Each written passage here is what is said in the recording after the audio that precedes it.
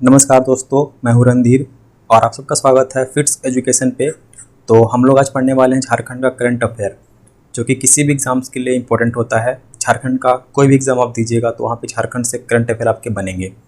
तो ये Jharkhand current affair का सेट नंबर 1 होगा। पर डे मैं आपके लिए करंट अफेयर लेके आऊँ, जहाँ पे मैं इंपॉर्टेंट जो घटनाक्रम साल भर का है, पिछले 1.5 सालों का, उसको मैं कवर करूँगा और जो एग्ज़ाम पॉइंट ऑफ व्यू से बहुत इंपॉर्टेंट होगा आपके लिए। तो अगर अभी तक आपने हमारे चैनल को सब्सक्राइब नहीं किया है तो प्लीज़ चैनल को सब्सक्राइब कर लीजिएगा। और अगर इसका आपको पीडीएफ चाहिए होगा तो आप मेरे इस टेलीग्राम चैनल पे विजिट कर सकते हैं। इस लिंक को आपको टाइप करना है ना। यहाँ पे सारे जो पीडीएफ मैं डालता हूँ, जितने भी मैं लेक्चर्स लेता हूँ, उनके सारे पीडीएफ्स आपको इस टेलीग्राम चैनल पे मिल जाएंगे। तो इसको आप जरूर ज्वाइन कर लीजिएगा, ये बहुत इंपॉर्टेंट है। ठीक है, तो बढ़ते हैं आगे। जो हमारा झारखंड का करंट अफेयर होगा ये आज सेट नंबर 1 होगा, जिसमें हम 2022 के पहले यानी कि 2000 अभी तक का जो जुलाई मंथ का जो करंट चल रहा है ना, जुलाई मंथ के पहले तक का हम लोग सारा कवर करेंगे। यानी कि ऑलमोस्ट हम 1.5 साल का करंट अफेयर आपको यहाँ पे कवर करेंगे, जो कि किसी भी एग्जाम्स के लिए आपका इंपॉर्टेंट है, विथ फुल एनालिसिस। मतलब कि लाइन वाइज लाइन हम लोग नहीं देखेंगे, उसके साथ जो एक्स्ट्रा इन्फॉर्मेशन होते हैं वो भी हम देखेंगे। अगेन अगर आपको पीडीएफ चाहिए तो इस चैनल पे आप ज्वाइन कर सकते हैं। ये टेलीग्राम लिंक हमारा यहाँ दिया हुआ है, डिस्क्रिप्शन में मैं दे दूंगा, वहाँ से भी आप इसको ज्वाइन कर सकते हैं। और ये जो करंट अफेयर है ये आपका जेपीएससी, जेएसएससी, एक्साइज कांस्टेबल या जितने भी झारखंड में एग्जाम्स होते हैं उन सब के लिए बहुत ही महत्वपूर्ण है। तो चलिए बढ़ते हैं। हमारा पहला जो यहाँ पे टॉपिक है, झारखंड विधानसभा चुनाव 2019 में जो हुआ था, इससे हमारे क्या क्वेश्चंस बन सकते हैं उसको मैंने यहाँ पे लिख रखा है। इसको ध्यान से समझना है आपको, है ना। तो जो 2019 का झारखंड विधानसभा का चुनाव हुआ था, है ना, जिसके मुख्यमंत्री अभी हेमंत सोरेन हमारे हैं, तो इस चुनाव में झारखंड विधानसभा चुनाव जो था ये 5 चरणों में हुआ था। वेरी इंपॉर्टेंट, 5 चरणों में चुनाव हुआ था झारखंड विधानसभा 2019 का। सबसे अधिक जो वोट मिला था वो आलमगीर आलम को मिला था, जो कि पाकुड़ से ये विधानसभा के एक सदस्य हैं। ठीक है, विधानसभा सदस्य यानी कि विधायक है, पाकुड़ से। नाम क्या है इनका? आलमगीर आलम। ये सबसे अधिक वोटों से विजयी प्राप्त हुए हैं। सबसे कम वोटों से अगर हम बात करें तो भूषण 12 करके हैं सिमडेगा से, इनको मिला है सबसे कम वोट, है ना। जीते हैं बट वोट कम मिला है सबसे युवा विधायक जो हैं वो है अम्बा प्रसाद। अम्बा प्रसाद कांग्रेस से है और ये बड़कागांव क्षेत्र से, जो कि हजारीबाग जिले में आता है आपका। तो ये बड़कागांव क्षेत्र से सबसे कम उम्र की, है ना, अम्बा प्रसाद जो है वो विधायक बनी है झारखंड की। बहुत इंपॉर्टेंट है ये, आपका इंपॉर्टेंट है बहुत, इसको याद कर लेना है आपको। सबसे उम्र दराज जो विधायक बने हैं हमारे झारखंड में वो हैं डॉक्टर रामेश्वर उरांव। ठीक है, डॉक्टर रामेश्वर उरांव सबसे अधिक आयु में बनने वाले विधायक हैं। तो यहाँ से 4 आपको नाम निकल के आ रहा है, चारों को याद कर लेना है आपको। 2019 विधानसभा चुनाव में 10 महिलाएं सदन में पहुंची हैं, यानी कि 10 जो महिलाएं हैं वो विधायक बनी हैं। तो आपसे महिलाओं के सशक्तिकरण को लेके यहाँ से प्रश्न हमारा निकलता है कि कितनी महिलाओं को हम सदन में भेज पाए हैं। 10 महिलाओं को हम सदन में भेज पाए हैं, है वो। तो यहाँ पे सीटों का बंटवारा कुछ इस तरीके से है। चुनाव जो हुए थे झारखंड में, टोटल 81 सीटों पर चुनाव हुआ था। ठीक है, आपको पता है ना कि एक मनोनीत होते हैं, यानी कि एक जो होते हैं वो एंग्लो इंडियन होते हैं, तो उनका चुनाव नहीं होता है। तो हमारे झारखंड में कुल 82 सीट हैं, बट चुनाव जो होते हैं वो 81 में ही होते हैं, क्योंकि एक जो सीट है ना वो आपका चुनाव नहीं होता है, उसको मनोनीत किया जाता है। ठीक है, चलिए। तो बीजेपी जो है ना, बीजेपी को 25 सीट मिला है झारखंड 2019 के चुनाव में। जेएमएम यानी कि झारखंड मुक्ति मोर्चा को 30 सीटें प्राप्त हुई हैं और ये अभी गवर्नमेंट बनाई हुई है। ठीक है, ये गवर्नमेंट में है, यानी कांग्रेस के साथ ये गवर्नमेंट में है। ठीक है, कांग्रेस के साथ गठबंधन में है। फिर जो ये कांग्रेस है इसको 16 सीटें प्राप्त हुई हैं, 16 यानी कि 16 विधायक कांग्रेस से हैं। ठीक है, और जेएमएम से 15 एमएलए हैं, बीजेपी से 25 एमएलए हैं। जेवीएम यानी कि झारखंड विकास मोर्चा को 3 सीटें प्राप्त हुई हैं, आजसू, है ना, ये इसको 2 सीटें प्राप्त हुई हैं। आरजेडी जो लालू यादव की पार्टी है ना, राष्ट्रीय जनता दल, इसको 1 सीटें मिली हैं, है ना। एनसीपी को 1 सीटें मिली हैं और अन्य यानी कि अदर जो है वो 2 सीटें मिली हैं। अब यहाँ पे सारा रटना नहीं है आपको बस इंपॉर्टेंट जो मेन पार्टी है ना, जो सरकार में है, जैसे बीजेपी हो गया, जेएमएम हो गया, कांग्रेस हो गया, इनकी सीटें याद रखनी है आपको। ठीक है, या जेएमएम को तो रखना ही रखना है आपको, क्योंकि जेएमएम सरकार में है और इन्हीं के पार्टी से जो है वो हेमंत सोरेन बिलोंग करते हैं, जेएमएम से ही। ठीक है, चलिए नेक्स्ट हम देखते हैं। नीति आयोग ने 2019 में एक सूचकांक निकाला है, यानी कि एक रैंकिंग जारी की है ना। यहाँ पे मैं लिखना भूल गया, ये जो रैंकिंग जारी किया है नीति आयोग ने, ये स्वास्थ्य को लेके किया है ना। तो आपने यहाँ पे लिख लीजिएगा, मैं पीडीएफ में इसको करेक्ट कर दूंगा, है ना। पीडीएफ में आपको सही मिल जाएगा। यहाँ पे टाइपिंग मिस्टेक हो गया, यहाँ से छूट गया। यहाँ पे जो नीति आयोग ने रैंकिंग जारी की है वो हेल्थ को लेकर जारी की है। तो ये हेल्थ के कैटेगरी में झारखंड की क्या रैंक है वो हम लोग इसमें डिस्कस करने वाले हैं। तो आप यहाँ पे लिख लीजिएगा या फिर आप ध्यान से आप समझ लीजिए कि ये जो नीति आयोग का रैंकिंग है स्वास्थ्य पे जारी किया गया है। ठीक है, चलिए, तो अगर हम बात करते हैं स्वास्थ्य के मद्देनज़र, तो केरल जो है ना, केरल जो हमारा साउथ इंडिया का एक स्टेट है, उसको पहला स्थान प्राप्त हुआ है, पहले नंबर पे है वो केरल। ठीक है, इंफ्रास्ट्रक्चर में, मेडिकल फैसिलिटी में केरल पहले स्थान पे है। झारखंड जो है हमारा, उसको 14वां स्थान मिला है 21 बड़े स्टेटों में। ठीक है, 21 बड़े राज्यों में अगर हम देखें तो ओवरऑल झारखंड को 14वां स्थान मिला है, जो कि ठीक ठाक ही है, कुछ ज़्यादा ख़राब नहीं है। ठीक है, तो झारखंड का हमारा रैंक इंपॉर्टेंट है, पहले स्थान पे तो ये इंपॉर्टेंट है ही। ये तो आपको इंडिया लेवल का जब आप करंट अफेयर पढ़ते हैं ना, तो वहाँ पे ये इंपॉर्टेंट हो जाता है। लेकिन अगर हम झारखंड की बात करें तो झारखंड में आपको झारखंड के संदर्भ से ही चीज़ों को याद करके रखना है कि झारखंड के रिलेवेंस क्या है। तो झारखंड का 14वां रैंक है, ये हमारे लिए इंपॉर्टेंट है। अब थोड़ा सा हम नीति आयोग के बारे में देख लेते हैं, क्योंकि अब नीति आयोग का नाम आया है तो उसके बारे में हम थोड़ा देख लेते हैं। देखिए, नीति आयोग का जो गठन है वो 1 जनवरी 2015 को किया गया था। अगेन मैं बोलूँगा कि नीति आयोग कोई नई संस्था नहीं है, पहले एक योजना आयोग चलती थी, है ना, योजना। तो इस योजना आयोग का नाम चेंज करके नीति आयोग कर दिया गया था। और नीति आयोग का फुल फॉर्म क्या होता है? नीति आयोग का फुल फॉर्म होता है national institute of transforming India. हम यहाँ पे लिखे नहीं हैं, बट आप लोग उसको लिख सकते हैं नेशनल इंस्टीट्यूट ऑफ, है ना, national institute of transforming India. ठीक है, ये इसका फुल फॉर्म होता है, पूछ लेता है कभी कभी फुल फॉर्म भी।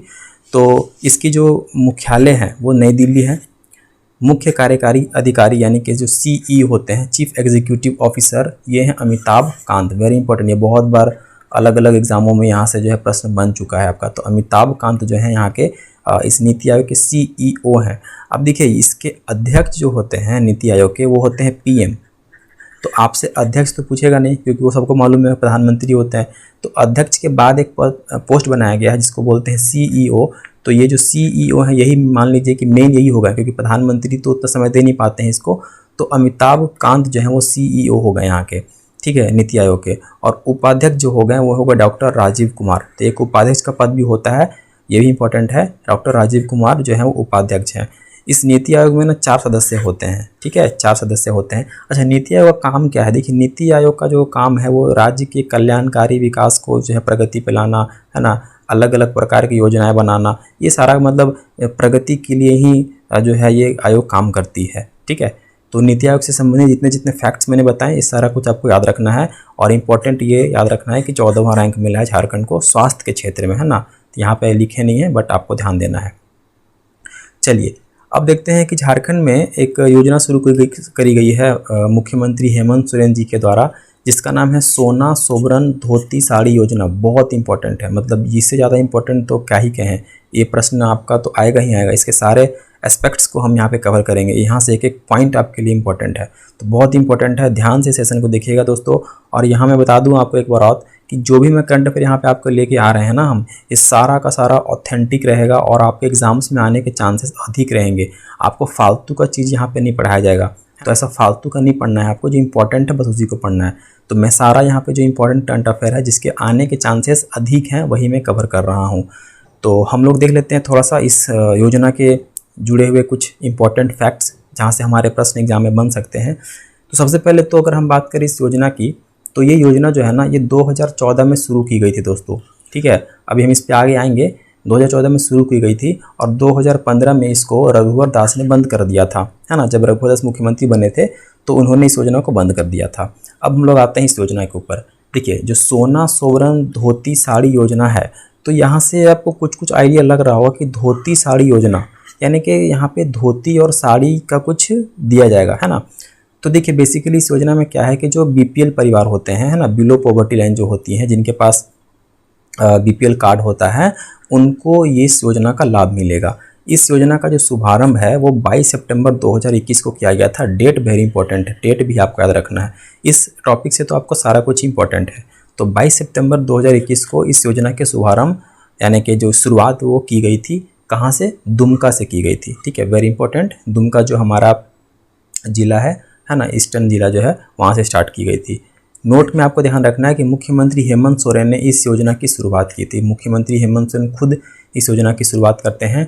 और इस योजना के तहत 10 रुपये में, ये इंपॉर्टेंट है आपका, कि 10 रुपये में एक साड़ी और एक लुंगी या उसके जगह पे धोती जन वितरण प्रणाली से दी जाएगी। यानी कि जो पीडीएस सिस्टम हमारा जो होता है, जहाँ पे राशन दिया जाता है बीपीएल परिवारों को, वहाँ पे 10 रुपये में एक साड़ी या एक लुंगी या फिर एक धोती, है ना, मतलब साड़ी और एक लुंगी तो कंफर्म मिलेगा ही मिलेगा, लेकिन अगर लुंगी के जगह पे आप धोती भी ले सकते हैं। तो कुल मिला के साड़ी, लुंगी या फिर धोती जो है वो 10 रुपये में आपको मिलेगा।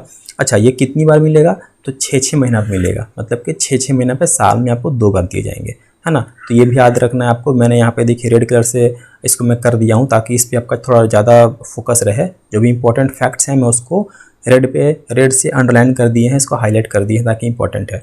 अब देखिए सभी जो गुलाबी जो कार्ड वाले हैं या पीली कार्ड वाले हैं उनको इस योजना का लाभ मिलेगा। तो आपको मालूम होगा, जानकारी इतना होगा ही कि जो बीपीएल कार्ड बनता है वो बहुत अलग अलग जो रंग के होते हैं। तो उसमें जो गुलाबी कलर वाले जो कार्ड हैं या फिर जो पीले वाले कार्ड हैं उनको ही इस योजना का लाभ मिलेगा, ठीक है। और इस योजना का जो बजट है दोस्तों वो 500 करोड़ रुपया रखा गया है। मतलब इस योजना के लिए झारखंड सरकार ने 500 करोड़ का बजट जो है वो रखा है।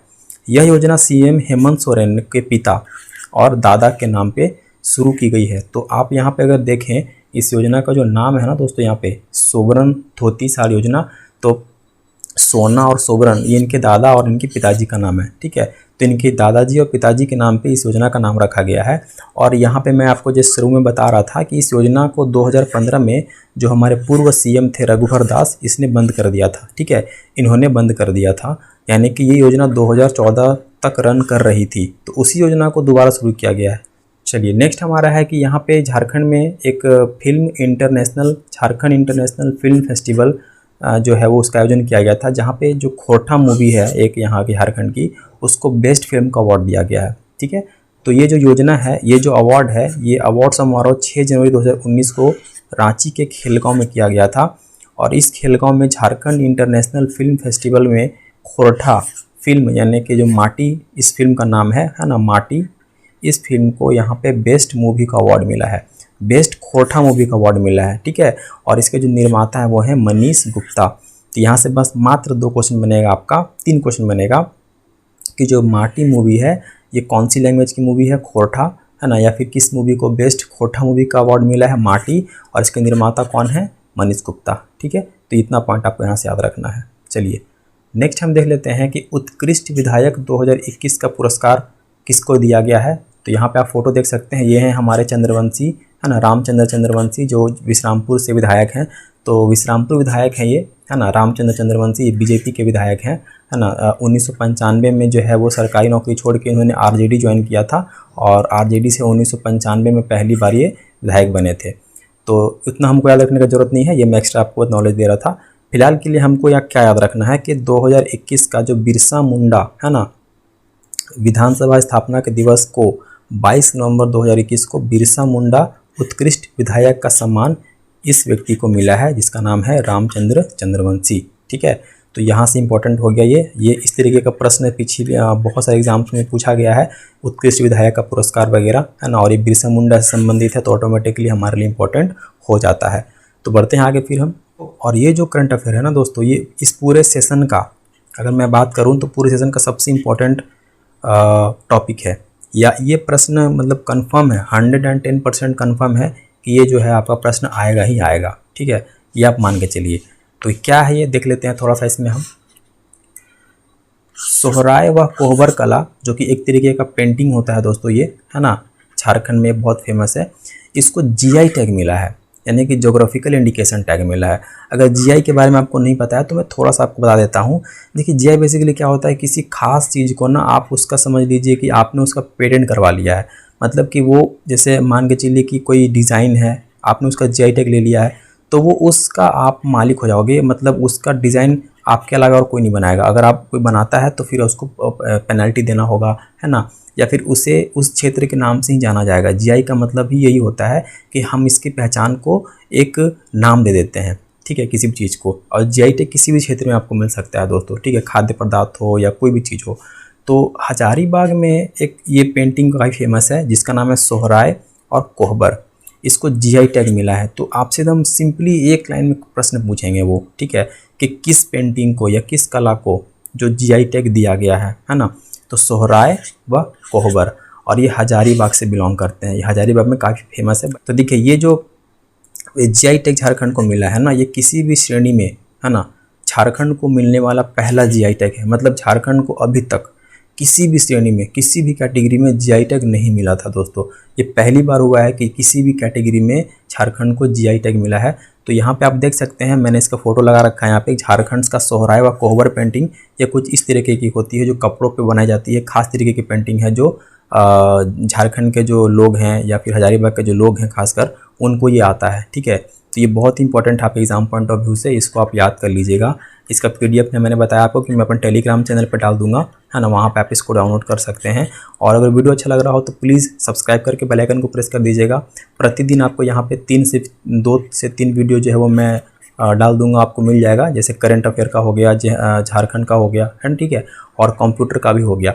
तो बेसिकली यहाँ पे अभी एक्साइज कांस्टेबल, है ना, सीजीएल, एलडीसी, इन सब एग्ज़ाम्स की तैयारी आपको करवाई जाएगी अच्छे तरीके से। तो जुड़े रहिएगा वीडियो में और आपको यहाँ से बहुत कुछ फ़ायदा होगा। तो ये हमारा आज का सेशन खत्म होता है दोस्तों यहीं पे। अगले दिन मैं फिर कुछ इंपॉर्टेंट करंट अफेयर आपके लिए लेके आऊँगा।